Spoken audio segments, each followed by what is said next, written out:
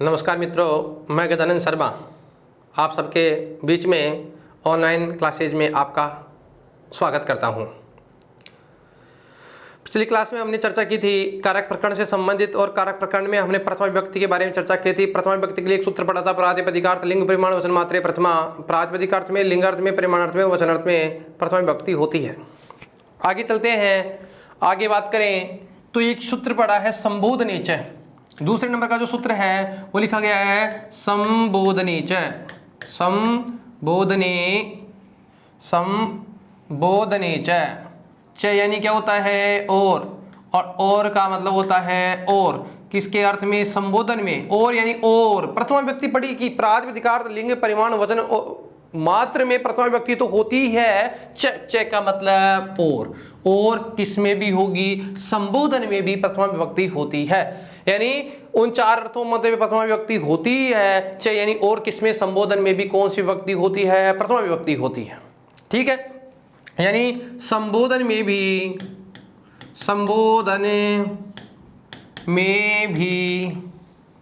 प्रथमा विभक्ति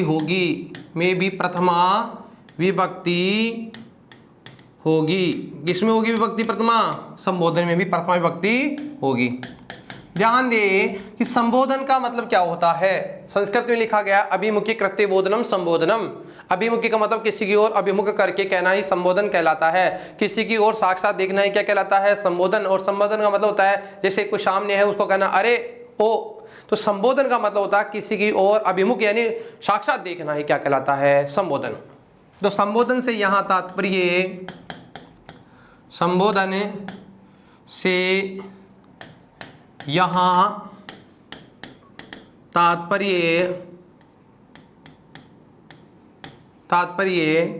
किसी की ओर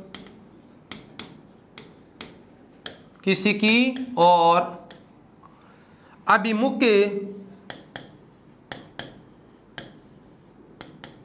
करके कहने से है। किसी की ओर अभिमुख करके कहने से अर्थात साक्षात किसी की ओर कहना। ठीक है, संबोधन की बात करें तो किसी की ओर साक्षात मुख करके कहने से है।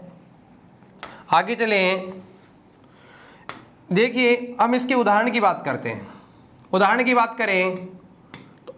बात करें तो जैसे भी जो भी हमने शब्द रूपों की चर्चा की है, जिसके संबोधन में जो शब्द लिखे हैं पुल्लिंग वाले शब्दों में, स्त्रीलिंग वाले शब्दों में और नपुंसकलिंग वाले शब्दों में, वे सभी शब्द जहां संबोधन में प्रयुक्त हुए हैं वे सारे शब्द इसमें प्रयुक्त होंगे और उनमें विभक्ति कौन सी होगी? प्रथमा होगी। ठीक है, जैसे बात करें जैसे हे राम, बताइए हे राम में यहाँ कौन सी विभक्ति हो रही है? प्रथमा विभक्ति हो रही है। हे राम, हे बालक। अब जहां पे तीनों चाहे इसके एक वचन हो, द्विवचन या बहुवचन हो, कोई सा ही वचन हो, जैसे हे राम, हे रामो, हे रामा, हे बालक, हे बालको, हे बालका। जैसे हे रमे, हे कृष्ण। ठीक है, जैसे हे लते, इनके यहाँ जो भी संबोधन वाले शब्द हैं उन संबोधन वाले शब्दों में विभक्ति कौन सी होती है? प्रथमा विभक्ति होती है। कौन सी विभक्ति होती है? प्रथमा विभक्ति होती है। ध्यान दे फिर से, संबोधन में विभक्ति, संबोधनेच सूत्र कहता है च यानी और यानी किसमें? संबोधन में भी विभक्ति कौन सी होगी? प्रथमा विभक्ति होगी। हम सूत्र पढ़ रहे थे इससे पहले एक, और उस सूत्र के बाद में च यानी और यानी संबोधन में। संबोधन का मतलब होता है किसी की ओर अभिमुख करके कहना। किसी की ओर अभिमुख करके क्या कहना कहलाता है? संबोधन कहलाता है। और संबोधन में बात करें तो जैसे जो भी संबोधन वाले शब्द होंगे उन सभी शब्दों में कौन सी विभक्ति होती है? प्रथमा विभक्ति होती है। जैसे हे राम, हे बालक, हे श्याम, हे कृष्ण, हे मोहन, हे लता, हे रमा, यानी जो भी शब्द हैं उन शब्दों में हमें कौन सी विभक्ति लगाएंगे? प्रथमा विभक्ति लगाएंगे। ठीक है, बात करें अब यहीं पे हमारा जो प्रथमा विभक्ति का जो चैप्टर है वह पूरा होता है। लेकिन मैं एक विशेष बात और बताना चाहता हूं आप लोगों से। जब हम वाच्य पढ़ेंगे तो एक वाच्य होता है। वाच्य तीन प्रकार के होते हैं, कर्तृवाच्य, कर्मवाच्य और भाववाच्य। उन वाच्यों की बात करें तो एक तो होता है उन वाच्यों में महत्वपूर्ण कर्तृवाच्य का कर्ता, और एक बात करें कर्मवाच्य के कर्म की, तो यहाँ पर हमेशा जो विभक्ति होती है वह कौन सी होगी, इसी के साथ ही हम चर्चा करते हैं। ठीक है, वाच्य में 3 चीजें बहुत आवश्यक हैं, कर्ता, कर्म और क्रिया।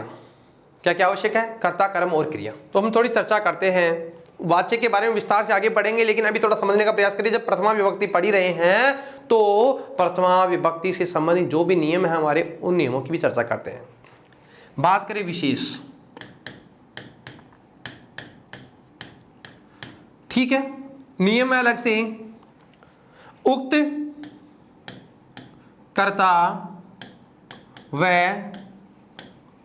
उक्त कर्ता व उक्त कर्म में व उक्त कर्म में प्रथमा विभक्ति होती है। कौन सी विभक्ति होती है? प्रथमा विभक्ति होती है। किसकी बात कर रहे हैं? उक्त की। अब कईयों के मन में हो रहा है कि उक्त का मतलब क्या होता है? उक्त, देखो 2 चीज पढ़ेंगे, थोड़ा साइड ध्यान देना। एक तो होता है उक्त और एक होता है अनुक्त। ठीक है, बात कर रहे हैं किसकी? एक तो होता है उक्त और एक होता है अनुक्त। अब उक्त की बात करें तो यहां जो कर्ता होता है उस कर्ता के अनुसार क्या चलती है? क्रिया चलती है। यानी जो क्रिया होगी, जिससे पुरुष, जिस वचन का जो कर्ता होगा उसी पुरुष का क्रिया होगी, चाहे उक्त कर्ता हो चाहे उक्त कर्म हो। यानी यहां जो क्रिया होने वाली है वो किसके अनुसार चलेगी? कर्ता के अनुसार या कर्म के अनुसार। जबकि अनुक्त के अनुसार क्रिया का कोई संबंध नहीं होता। अनुक्त का मतलब, अनुक्त का मतलब यहां जो क्रिया होती है उस क्रिया का जो संबंध है उस कर्ता से नहीं होता। ठीक है, उक्त का मतलब, उक्त हमेशा 2 ही होते हैं। उक्त कितने होते हैं? 2 ही होते हैं। उसके अलावा सभी क्या होंगे? अनुक्त होंगे।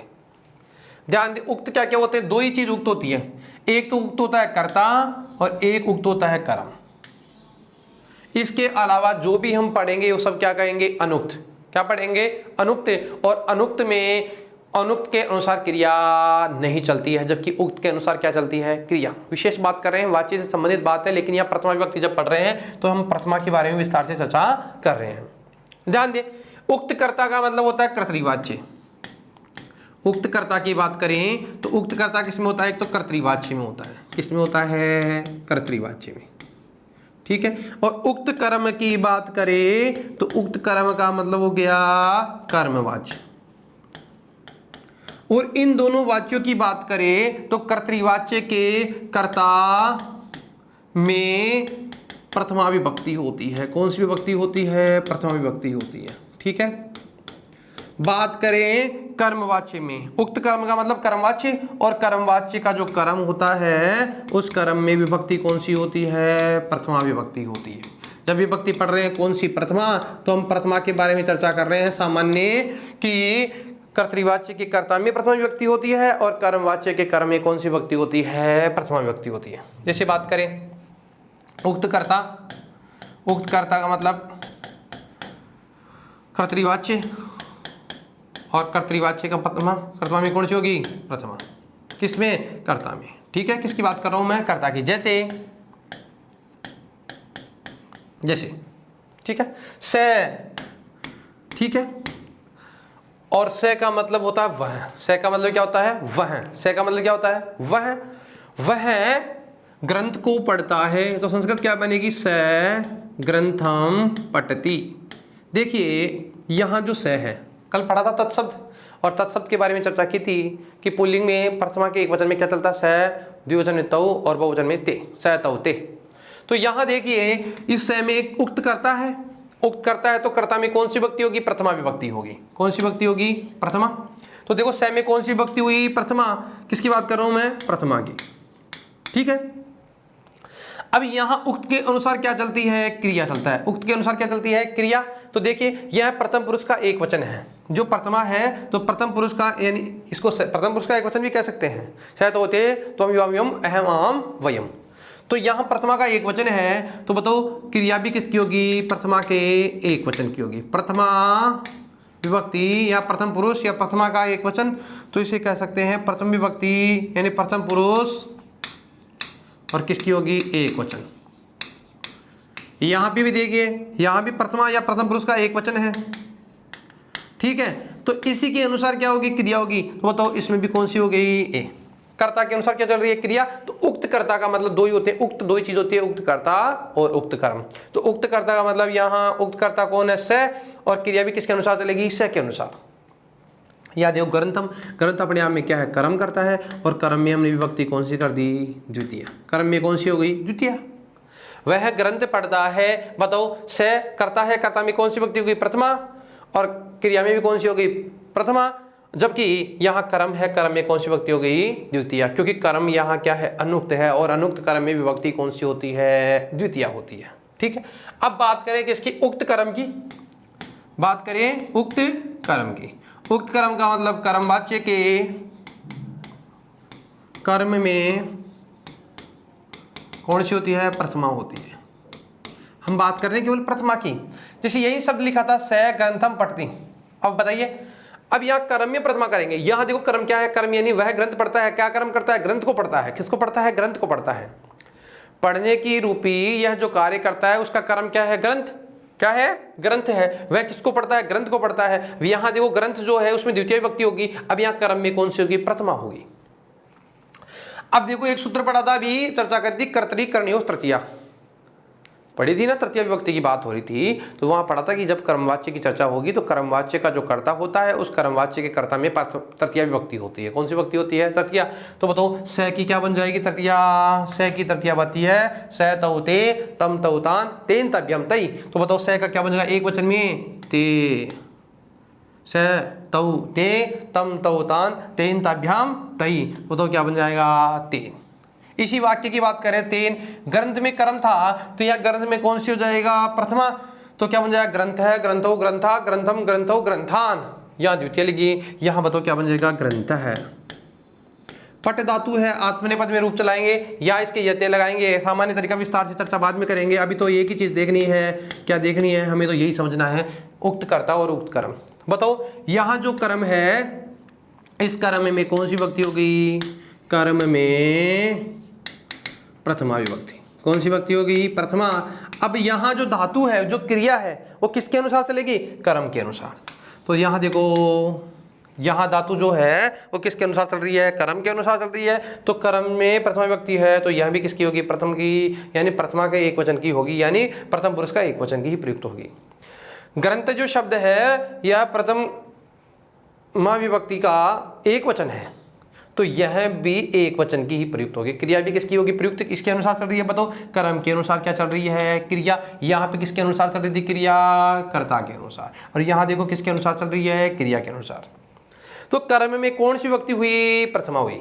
ठीक है, समझ गए। तो उक्त कर्ता में और उक्त कर्म में विभक्ति कौन सी होती है, प्रथमा विभक्ति होती है। उक्त दो ही होते हैं, यानी उक्त कर्ता व उक्त कर्म में प्रथम विभक्ति होती है। उक्त दो ही चीज होती है, एक तो कर्ता होता है, एक कर्म होता है। यदि कर्तृवाच्य के कर्ता की बात करें तो उसमें प्रथम विभक्ति होती है, और कर्मवाच्य के कर्म की बात करें तो उसमें भी प्रथम विभक्ति होती है। जैसे शब्द लिखा स ग्रंथम पठति, स यानी कर्ता और ग्रंथ यानी कर्म और पठ यानी क्रिया। तो कर्ता के अनुसार क्रिया हो गई, तो स ग्रंथम पठति। और यहाँ बात करें कर्मवाच्य में, तो कर्म में कौन सी होगी, प्रथमा। तो कर्म ग्रंथ रूपी ग्रंथ भी पुस्तक पढ़ता है या ग्रंथ पढ़ता है, तो यहाँ ग्रंथ में कौन सी विभक्ति होगी, प्रथमा।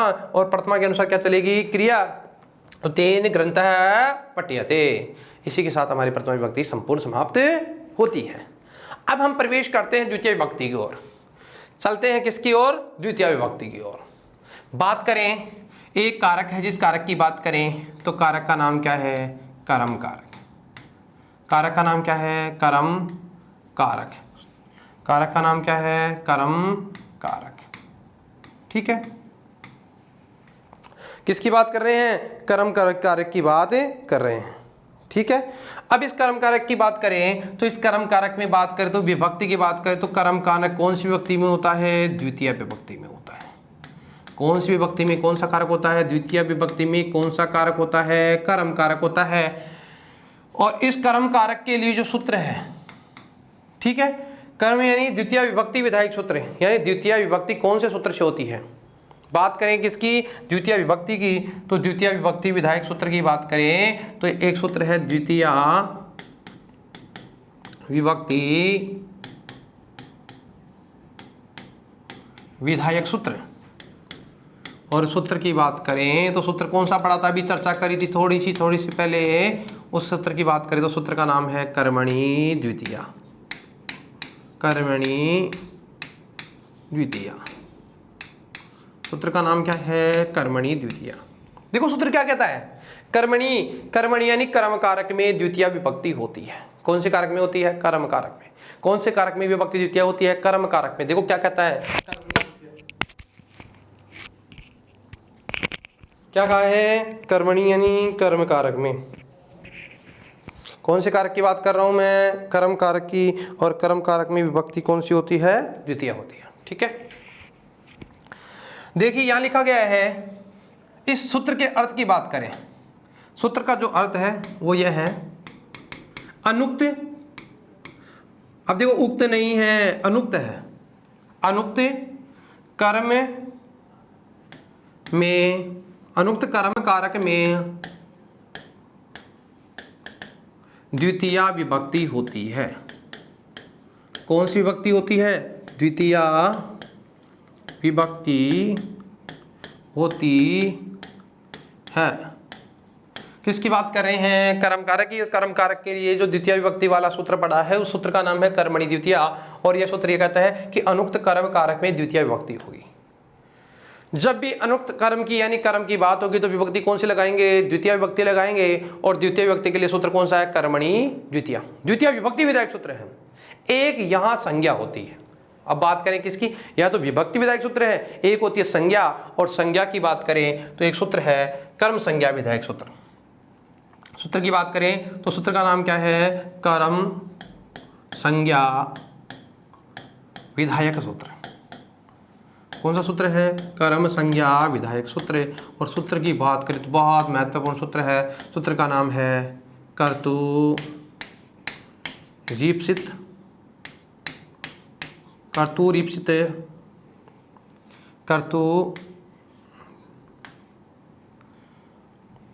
कर्तुरीप्सिततमं कर्म। सूत्र का नाम क्या है, कर्तुरीप्सिततमं कर्म है। सूत्र का नाम क्या है, कर्तुरीप्सिततमं कर्म। सूत्र देखिए बहुत महत्वपूर्ण सूत्र है। कर्म संज्ञा विधायक सूत्र अलग होता है जबकि विभक्ति विधायक सूत्र अलग होता है। विभक्ति विधायक सूत्र की बात करें तो द्वितीय विभक्ति के लिए कौन सा सूत्र है, कर्मणि द्वितीया। और कर्म संज्ञा, तो कर्म संज्ञा तो अनेक अलग अलग सूत्रों से होती है। तो ध्यान दे यहां सूत्र कौन सा है, कर्तुरीप्सिततमं कर्म। कर्तुरीप्सिततमं कर्म, एक प्रत्यय होता है तमप और एक होता है तरप। बात करें यहां देखना शब्द क्या क्या है, कर्तु, इप्सित और एक है तमम। कर्तु का मतलब होता है कर्ता, कर्तु का मतलब क्या होता है, कर्ता। ठीक है, इप्सित का मतलब होता है चाहना। और एक शब्द लिखा गया इप्सित, एक शब्द लिखा गया इप्सित, और इप्सित का मतलब होता है चाहना। और एक होता है इप्सित तमम, इप्सित तमम। ठीक है, एक इसका मतलब होता है अत्यधिक चाहना।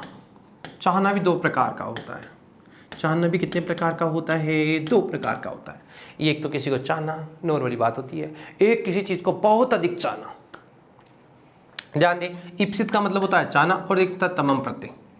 एक होता है तरप, एक होता है तमप।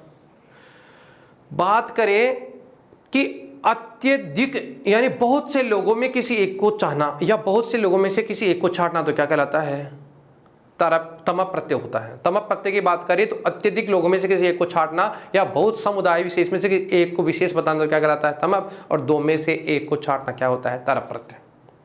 यहां बात कर रहे हैं तमप। तमम का मतलब होता है अत्यधिक। देखो कर्तु यानी कर्ता, इप्सित का मतलब तो सामान्य चाहना, नॉर्मली चाहना।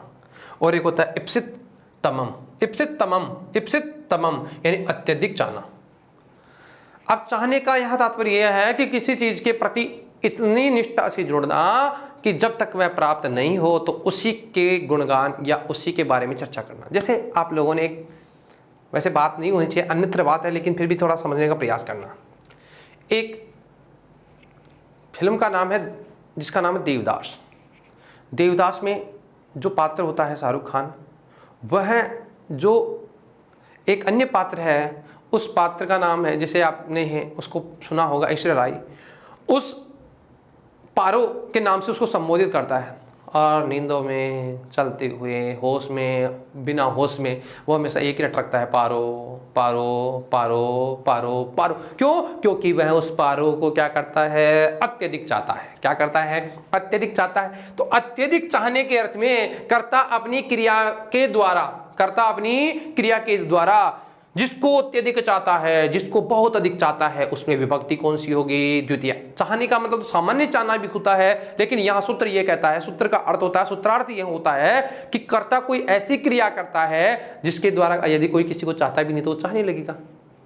तो कहने का मतलब ये हुआ कि कर्ता अपनी क्रिया के द्वारा जिसको अत्यधिक चाहता है, जिसको क्या करता है? अत्यधिक चाहता है, उसमें जिसको चाहता है उसमें विभक्ति कौन सी होगी? द्वितीय विभक्ति होगी। तो सूत्रार्थ की बात करें, तो अर्थ की बात करें तो बताओ कर्म संज्ञा विधायक सूत्र कौन सा हुआ? कर्म संज्ञा विधायक सूत्र हुआ कर्तु इप्सितमम कर्म है। क्या कहता है? कर्ता इप्सितमम, यानी अत्यधिक चाहता नहीं है, अत्यधिक जिसको चाहता है, चाहना नहीं है, अत्यधिक जिसको चाहता है उसकी कौन सी संज्ञा होती है? कर्म संज्ञा होती है। कौन सी संज्ञा होती है? कर्म संज्ञा। और इसकी जैसे ही कर्म संज्ञा होगी तो यह सूत्र ये कहेगा, भैया अब मेरे पास आओ और इसमें लगा दो विभक्ति कौन सी? द्वितीय। जैसे जिसकी कर्म संज्ञा होगी द्वितीय सूत्र दौड़ा दौड़ा आएगा और कहेगा अब इसमें कौन सी विभक्ति लगा दो? द्वितीय विभक्ति लगा दो। कौन सी विभक्ति लगा दो? द्वितीय विभक्ति लगा दो। ठीक है। तो कर्तु इप्सितम कर्म सूत्र का अर्थ है कर्ता अपनी क्रिया के द्वारा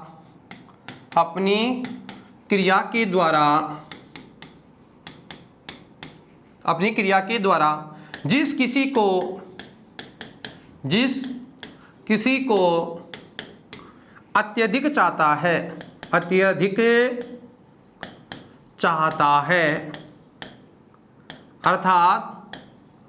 अर्थात जिसको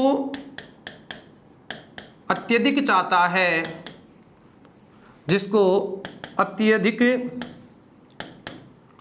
चाहता है, उसकी कर्म संज्ञा होकर, उसकी कौन सी भी संज्ञा हो जाएगी? कर्म संज्ञा हो जाएगी।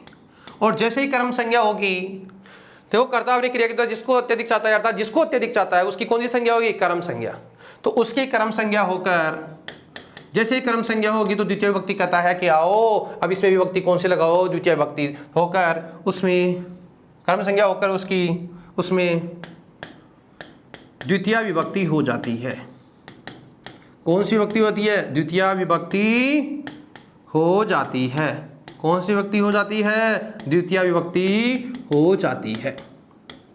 ठीक है मित्रों, बात कर रहे हैं चाहने की, और चाहने का अन्य अर्थ नहीं ले। यहाँ चाहने का मतलब ऐसी बहुत सी चीजें होते हैं जिनके प्रति उसके प्रति हमारा विशेष लगाव होता है। ठीक है। बात करें, जैसे उदाहरण की बात करें तो जैसे राम है चित्रम पश्यति। राम है चित्रम पश्यति। यहां ध्यान देना, राम देखता है। किसको देखता है? चित्र को देखता है। किसको देखता है? चित्र को देखता है।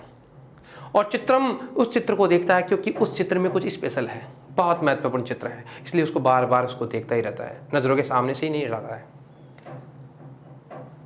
कि जब सीता का रावण हरण करके ले गया, उसके बाद राम के मन में सीता, यानी उनके सामने हमेशा सीता ही रहती थी, ऐसा लगता था सामने सीता ही है। और वो ऐसा लगता है जैसे कोई सीता का चित्र है और उस चित्र को स्मरण करते रहते हैं, उसको बार बार से निहारते रहते हैं। तो यहाँ निहारने का मतलब क्यों देख रहे हैं उस चित्र को? क्योंकि यहाँ जो चित्र है वो बहुत प्रिय चित्र है, अत्यधिक प्रिय चित्र है, इसीलिए क्योंकि वो इस चित्र को अत्यधिक चाहते हैं, इसलिए यहाँ पर कौन सी संज्ञा होगी? कर्म संज्ञा। जैसे क्या होता है ना, कई बार, आजकल तो फिर थोड़ा जमाना चेंज हो गया, लेकिन पहले क्या होता था, जब किसी के विवाह की बारी आती थी तो क्या होता है, कई बार क्या होता था कि लड़के और लड़की जो दोनों होते थे, उन दोनों के क्या मंगा लिए जाते थे? चित्र यानी फोटो मंगाई जाती थी। तो जब लड़की के सामने जब फोटो जाया करता था तो लड़कियां क्या करती थी? उस चित्र को बार बार देखती रहती थी, ये ऐसा है, ऐसा है, ऐसा है, ऐसा है, ऐसा है। क्यों? क्योंकि उसी को निहारती रहती थी। क्यों? क्योंकि उसके प्रति उसका अब विशेष लगाव हो गया है। अब जब तक लगाव नहीं था तब तक वो उसके लिए प्रिय नहीं था, जब लगाव हो गया तो वो क्या उसके लिए अत्यधिक प्रिय है। अब यहां देखो, राम किसको देखता है? चित्र को देखता है। क्यों देखता है? इसलिए देखता है क्योंकि चित्र उसको क्या है? अत्यधिक प्रिय है। क्या है? अत्यधिक प्रिय है। चित्र अत्यधिक प्रिय होने के कारण बताओ कौन सी संज्ञा हो गई? कर्म संज्ञा हो गई। तो चित्र में कौन सी संज्ञा हुई? कर्म संज्ञा। कर्म संज्ञा कौन से सूत्र से होती है? कर्म संज्ञा हो गई कर्तु ईप्सितमम कर्म। कर्तु रीप्सित तमम कर्म सूत्र से क्या हो गई? कर्म संज्ञा हो गई। जैसे ही कर्म संज्ञा होती है अब इसमें विभक्ति कौन सी हो जाती है? जैसे ही कर्म संज्ञा होगी तो इसमें द्वितीय विभक्ति हो गई। कौन सी विभक्ति हो गई? द्वितीय विभक्ति। कौन सी विभक्ति हो गई?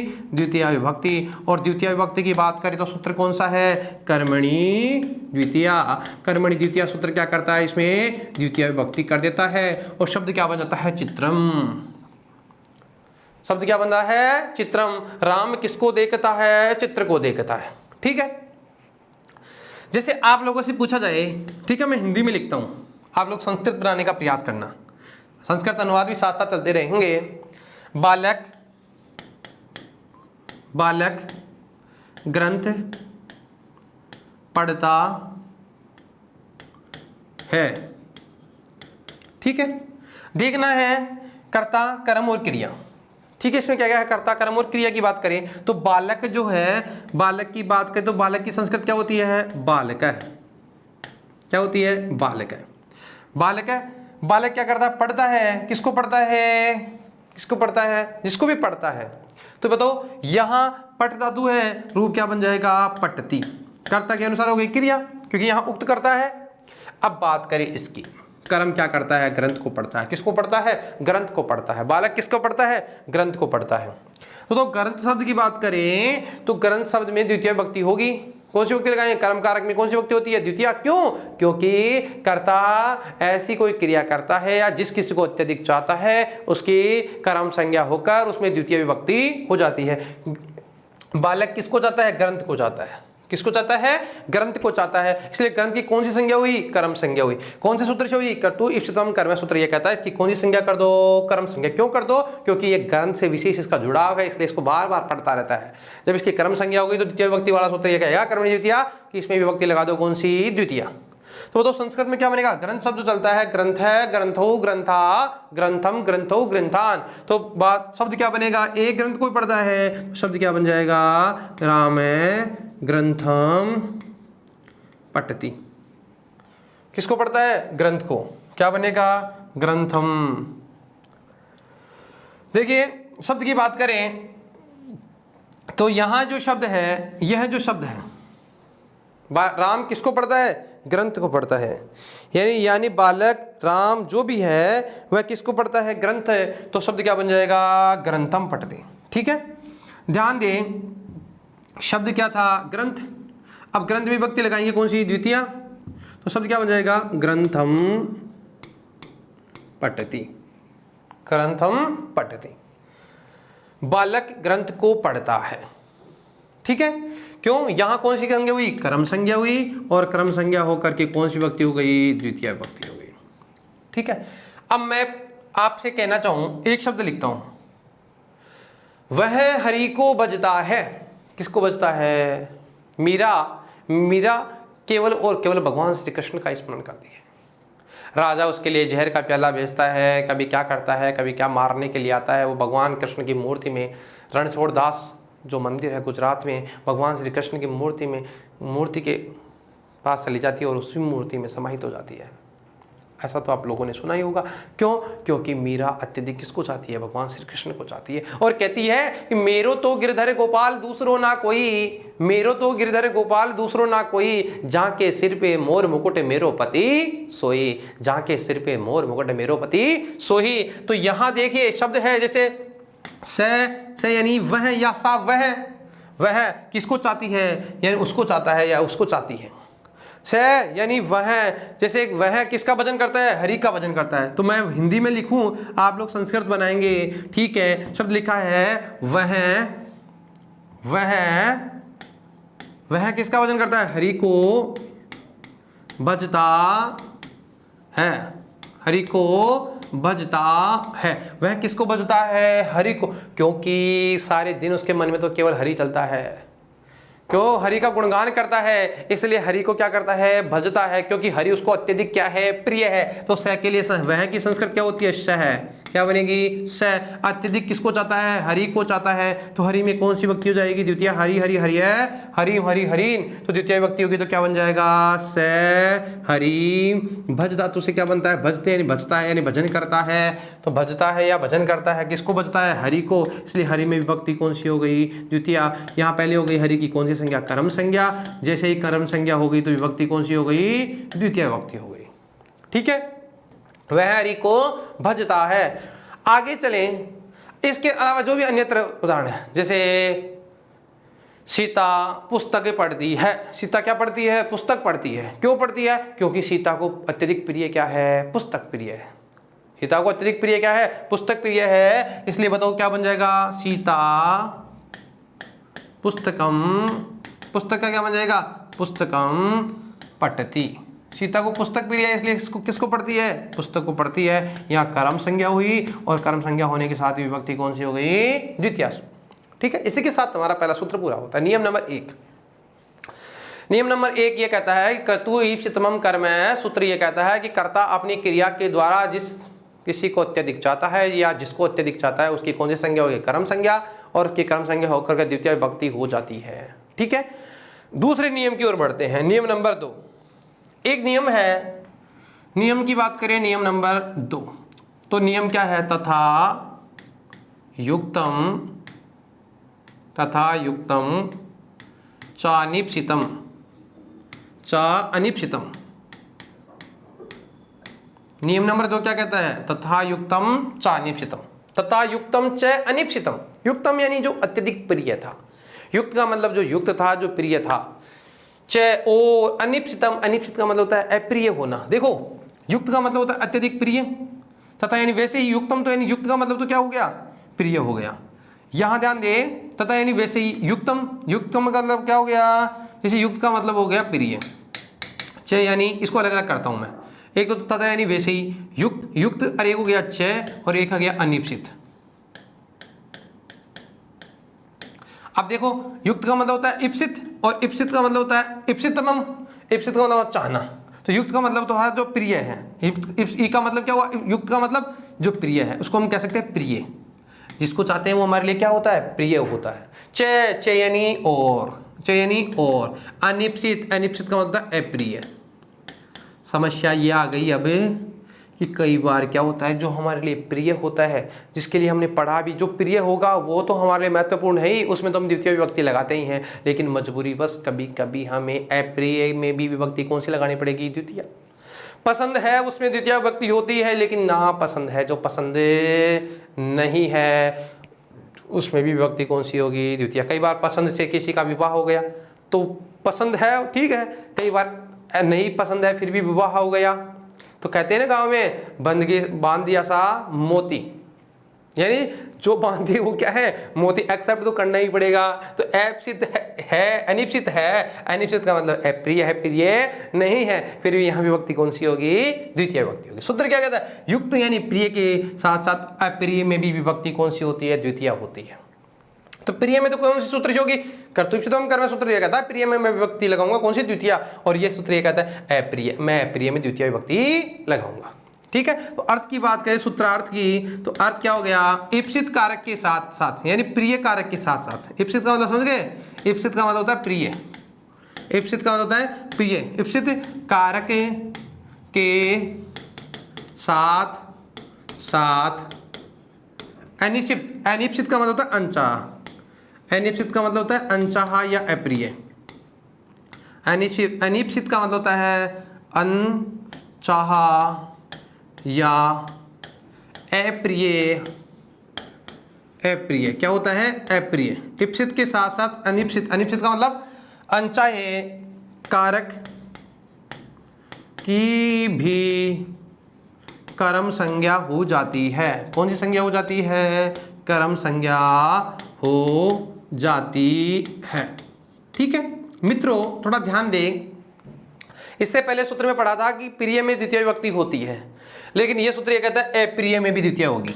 कौन सी में होगी? अप्रिय। जो प्रिय नहीं है, अनिश्चित है, हमारे लिए महत्वपूर्ण नहीं है, उसमें विभक्ति कौन सी लगाएंगे? द्वितीय विभक्ति लगाएंगे। जैसे ही कर्म संज्ञा होगी द्वितीय विभक्ति, ये कहता है कर्मणि द्वितीया कि इसमें बताओ कौन सी विभक्ति लगाओ? द्वितीय विभक्ति लगाओ। तो इप्सित के साथ साथ अनिश्चित कारक की भी कौन सी संज्ञा हो जाती है? कर्म संज्ञा। किसकी हो जाती है? अनिश्चित। अनिश्चित का मतलब अप्रिय कारक की भी। ठीक है। जैसे बात करें तो मैं एक उदाहरण लिखता हूं। पहले बात करें हिंदी में, फिर उसके बाद में बात करेंगे संस्कृत में। जैसे ध्यान देना, किसी व्यक्ति को काम बताया गया कि गांव में जाना है। कहाँ जाना है? गांव। और गांव क्यों जाता है? उस गांव अत्यधिक प्रिय है, पता नहीं क्यों प्रिय है। सुबह शाम को कहीं पे भी गांव में जाता है, गार्डन में जाता है, घूमने जाता है। अब घूमने जाने के पीछे पता नहीं कोई ना कोई उद्देश्य होगा। जैसे गांव में जाता है तो गांव में भी किसी उद्देश्य से जा रहा है, तो क्यों? क्योंकि उसको गांव अत्यधिक क्या है? प्रिय है। जैसे गांव में चलता है, कई बार हम देखते हैं ना कि गांव में चलता है, गांव तो उसको अत्यधिक प्रिय है ही, लेकिन कभी कभी क्या करता है वह गांव में जाते जाते, जैसे रास्ते में नहीं आते क्या, जैसे जो गेहूं की जो दंगियां होती है, कई बार आप लोगों ने देखा होगा कि लोग क्या करते हैं, गांव में जाते हुए या पगडंडी से जा रहे हैं और जाते जाते उनको ऐसे स्पर्श करते हुए जाएंगे। जो गेहूं है ना, सरसों का खेत है, उसके हाथ ऐसे लगाते हुए जाएंगे। बताओ वो प्रिय थोड़ी है वहां पे प्रिय नहीं है। क्यों? प्रिय तो क्या है? गांव है, जाना उसको गांव में है, लेकिन अप्रिय कौन है? अभी तिनके जो है, घास है, जो उस घास को स्पर्श करते हुए जाएंगे। लेकिन मैं ये कहूं, हिंदी में कहूं, वह गांव में से वह गांव में जाते हुए, उदाहरण की बात कर रहे हैं, वह गांव में जाते हुए अनायास रूप से, बिना मतलब जाते हुए तिनको को या तिनके को छूता है। क्या करता है? छूता है। बताओ प्रिय क्या है? गांव। और गम्य नहीं होता जाना, जाते हुए। ठीक है। किसको स्पर्श करता है? तिनके को। बताओ तिनका इसके लिए प्रिय है क्या? नहीं, प्रिय नहीं है। प्रिय तो क्या है? गांव। और अप्रिय या अनचाहा क्या है? अनचाहा है तिनका। ठीक है। तो बताओ प्रिय में तो कौन से सूत्र से होगी द्वितीया? प्रिय में तो कर्तुरीप्सितम सूत्र ये कहता है, कर्तुरीप्सितम जो सूत्र पढ़ा था, इप्सितमम जो सूत्र पढ़ा था, वो ये कहता है कि इससे कौन सी संज्ञा होगी? कर्म संज्ञा। और यहाँ ये सूत्र ये कहता है अनिश्चित। अनिश्चित का मतलब अनचाया। सूत्र ये कहता है तथा युक्तम चानिस्पतम, ये सूत्र ये कहता है कि इसमें क्या हो जाएगी? इसकी कर्म संज्ञा। जैसे इनकी कर्म संज्ञा होगी तो विभक्ति कौन सी हो जाएगी? द्वितीय। ठीक है। वह की संस्कृत क्या होती है? स। वह की संस्कृत क्या होती है? स। कहाँ जाता है? गांव में। गांव उसको बहुत प्रिय है, तो स वह कहाँ जाता है? गांव में। और गांव की संस्कृत होती है ग्राम, और द्वितीय विभक्ति में बनता है ग्रामम। स ग्रामम गच्छन। गच्छन यानी जाते हुए, गच्छ धातु सत्री प्रत्यय, और शब्द क्या बन गया? गच्छन, जाते हुए। वह गांव में जाते हुए किसको सुनता है? तिनके को। तो तिनके की होती है तृण, और क्या बन जाएगा? तृणम स्पर्शति। किसका स्पर्श करता है? तिनको को स्पर्श करता है। बताओ प्रिय क्या है? गांव। और तृणम क्या हो गया? अप्रिय। तो यहां पर भी कौन सी संज्ञा हो गई? कर्म संज्ञा। और यहां पर भी कौन सी संज्ञा हो गई? कर्म संज्ञा। ठीक है। यहां बात करें, यहां पर भी द्वितीय विभक्ति हो गई और यहां पर भी द्वितीय। यहां सूत्र कौन सा लगेगा? कर्तुरीप्सितम कर्म है, और यहां पे कौन सा लगेगा? तथा युक्तम चानिस्पतम। ठीक है। गांव में जाते हुए तिनके को स्पर्श करता है। गांव उसको प्रिय है, इसलिए प्रिय में तो कर्तुरीप्सितम कर्म सूत्र से, और तृणम उसको अप्रिय है, अनचाह है, इसलिए इसमें कौन सी होगी? तथा युक्तम चानिस्पतम से। आगे चले। कई बार क्या होता है, अनायास रूप से लोग पकवान बनाते हैं और पकवान को खाते रहते हैं, बहुत आनंद के साथ खाते हैं। जब पकवान को खा चुके होते हैं तब पता लगता है कि इसमें कुछ गड़बड़ था या कुछ मामला ऐसे, कोई मच्छर मक्खी जो भी था उसमें गिर गया, तो उसके बाद में ऐसा फील करते हैं। कई बार क्या ऐसा भी होता है, कई लोगों के साथ ऐसा हादसा हो जाता है कि जो कुछ बनाया जाता है उसमें कई बार जैसे छिपकली आदि गिर जाती है, तो वो गिर जाती है तो उसके साथ साथ वो उसको चाहते नहीं है, अनचाही रूप से उसका इस बोध हो जाता है, यानी उसका भी विष के साथ रूप में उनके शरीर में चला जाता है, वो उसको चाह करके नील लेते हैं, अनचाही रूप से प्रयोग कर रहे हैं। जैसे चावल के साथ जहर खाता है, साथ का मतलब अनायास रूप से जहर खाता, चावल के साथ अनायास रूप से किसको खाता, जहर, जहर। अब उसको प्रिय तो क्या है, चावल, बनाए तो चावल थे लेकिन गलती से उसमें छिपकली गिर गई और छिपकली का जहर उसमें फैल गया, तो प्रिय छिपकली नहीं है, प्रिय तो क्या है, चावल है। तो चावल को संस्कृत में कहते हैं ओदन। ओदन का मतलब जब बनने के बाद तो चावल तैयार होता है उसे कहते हैं ओदन। वैसे तंडुल, तंडुल का मतलब भी चावल होता है, और सूखा चावल जो तंडुल होता है, और जो भात के रूप में तैयार हो जाता है, मार निकल के जो तैयार होता है उसके बोलते हैं ओदन। तो ओदन में क्या खाता है, ओदन के साथ अनायास रूप से क्या कहा जाता है, विष कहा जाता है। विष का मतलब होता है जहर।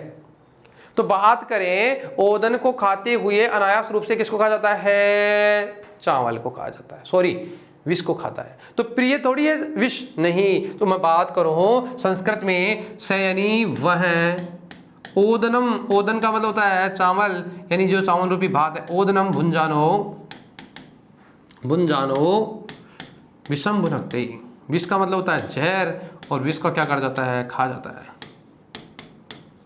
ठीक है, ध्यान दे, ओदन, ओदन क्या है उसके लिए बहुत प्रिय है, और विष क्या है वो उसके लिए अप्रिय है। तो यहाँ देखो प्रिय, और ये क्या है, अप्रिय। बात करिए, प्रिय की भी कर्म संज्ञा होती है और अप्रिय की भी कौन सी संज्ञा होती है, कर्म संज्ञा होती है। ओदनम भुंजानो विषम भुनक्ते, ओदन का मतलब होता है चावल और विष का मतलब होता है जहर।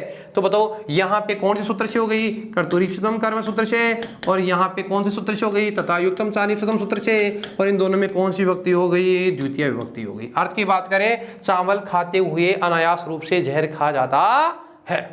किसको खा जाता है, जहर को खा जाता है। नेक्स्ट बात करें, आगे चलते हैं, थोड़ा सा अन्य उदाहरण की बात करें।